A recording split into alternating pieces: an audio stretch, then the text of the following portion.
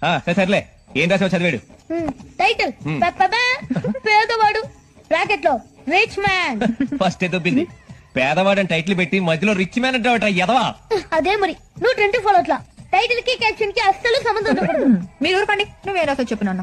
అనకనక ఒక పేద కుటుంబం. ఆ కుటుంబంలో తండ్రి చాలా పేదవాడు, తల్లి కూడా పేదదే. వాళ్ళ పిల్లలు తోటమాలి, వంటవాడు, ఆఖరికి కార్ డ్రైవర్ కూడా పేదవాడే. పాపం వాళ్ళు తినడానికి చికెన్ బిర్యానీ కూడా దొరక్క ఆకలితో ఏసీ కార్లో వెళ్తుండగా పంది ఎదవా 20 మంది పనోళ్ళు ఏసీ కార్లు ఉన్నోళ్ళు పేదోళ్ళ. ఇది రాయడానికి నువ్వు స్కూల్ ఎగదొప్పుతావా? పైగా థింకింగ్ స్వామి వినాయక, ఎక్కడో ఉన్న తాజ్ మహల్ ని అర్జెంట్ గా హైదరాబాద్ కి తీసుకొచ్చే స్వామి. పెద్ద కొబ్బరికాయ కుడతాను. అంత అర్జెంట్ గా తాజ్ మహల్ హైదరాబాద్ షిఫ్ట్ చేయాల్సిన అవసరం ఏంటో. నిన్న పరీక్షలో తాజ్ మహల్ ఎక్కడంటే హైదరాబాద్ లో ఉంటేని రాసన్నానా. చంద్రుడు నూతులో పడిపోయాడు. మా నాయనే నీళ్లలో పడ్డ విషయం పాపం చంద్రుడికి తెలుసో లేదో.